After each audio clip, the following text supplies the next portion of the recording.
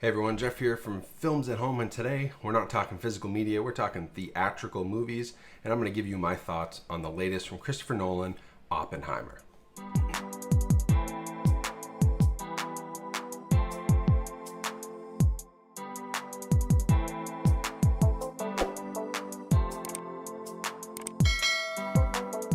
Hey everyone, so I literally just got out of the theater about an hour ago, caught a little Friday matinee at a Cinemark XD theater, which is actually really nice.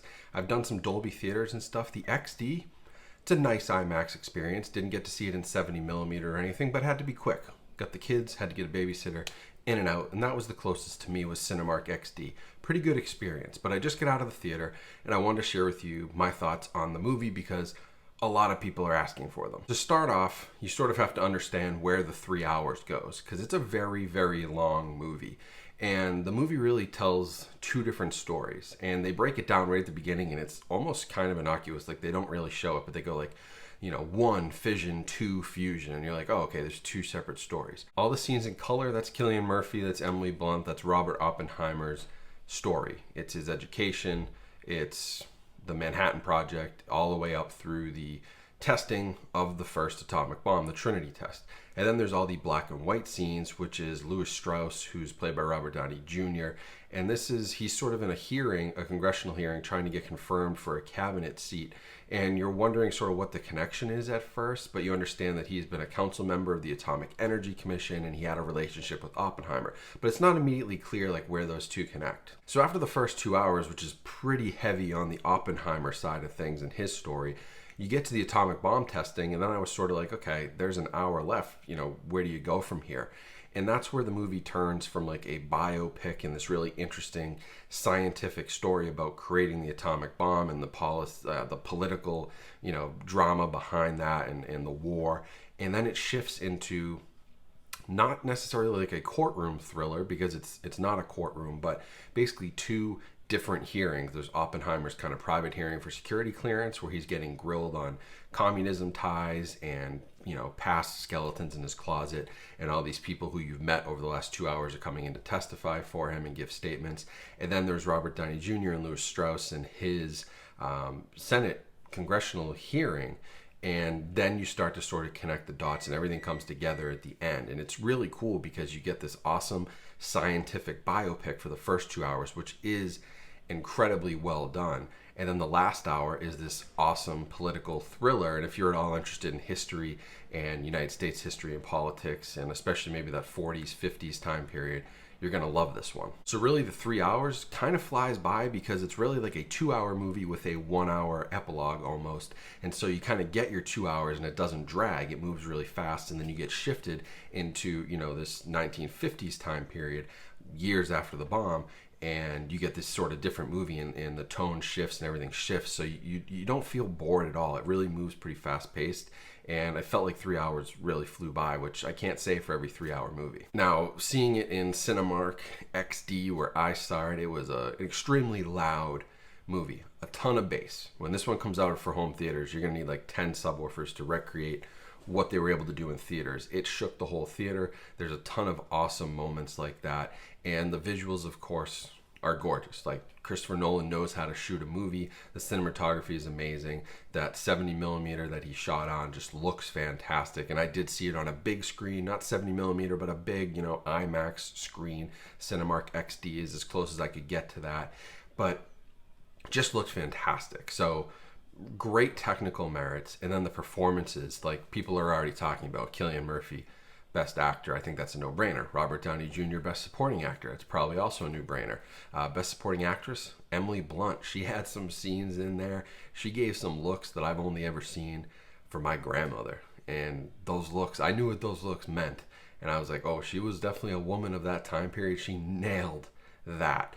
And she was really, really good as well across the entire film. Doesn't have a ton of screen time, actually gets most of her screen time probably in the last hour, but makes an impact every time she's on the screen. But yeah, Cillian Murphy easily could win this. Nolan could win Best Director, Best Cinematography, the technical achievement here. And to my eyes, it didn't look like they used really any CGI. The bomb looked awesome when it went off. I mean, terrifying, but awesome, and the sound in that scene was really, really cool. How it, they sort of let you sit in silence, and then the shockwave hits, and you're like, wow, okay, like you're there.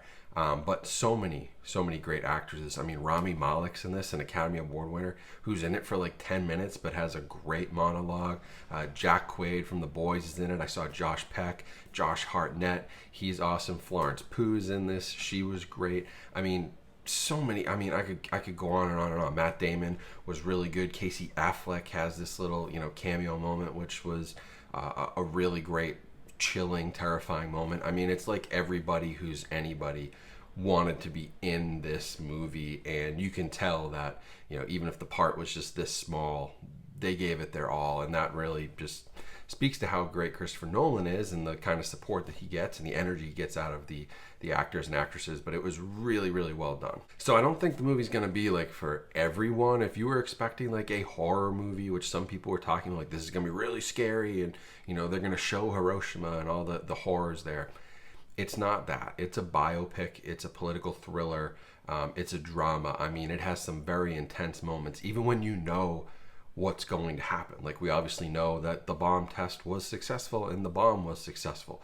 But when that countdown timer is going, you feel that. You feel the intensity, even though we all know the outcome. So just really, really well done, but not going to be for everybody. Like, I think you need to have some sort of an interest in this to get the most out of it. And I definitely did give a shout out to my guys at Last Podcast on the Left. They did like a 5 or 6 part series on the Manhattan Project, which I listened to leading up to this. It was about 8 hours, I think, of content, which was awesome. And it covered all of these characters and, General Leslie Grove and Oppenheimer and the spies and everything that was going on, and his wife and the communism, it covered all of that in depth, plus so much more. Having had that context, I enjoyed the movie a lot more than I think if I hadn't had that. So I would definitely recommend you watch the documentary about Oppenheimer, maybe read the book, The American Prometheus, which is what the movie's based on, or definitely give that podcast a listen, because it was a great breakdown. And then when you start to see Los Alamos and everything that's going on, and there were moments in the movie that I was like, I know exactly, when that happened, who said that, where it happened. Like, I was waiting for some things to happen and then I'd get the payoff. So it made the movie a lot better if you have that context. But even without it, if you're going in to learn, it's not his heaviest movie. It's not like Interstellar. It's not like Tenet. I mean, it's even probably a little simpler to understand than Inception, just in the way they break things down. Like, it doesn't get too convoluted. It's not a movie you need to watch multiple times. And I probably wouldn't watch it multiple times because I've seen it and I've experienced it. And, I don't think it has a ton of rewatchability, but everybody should see it once. So I think this movie is poised to win a ton of awards. I think it's going to do very well at the box office. I think it's going to be another Christopher Nolan hit. The fact that it's R-rated definitely means it won't make as much money, but it's such a great movie. This is maybe Cillian Murphy's best.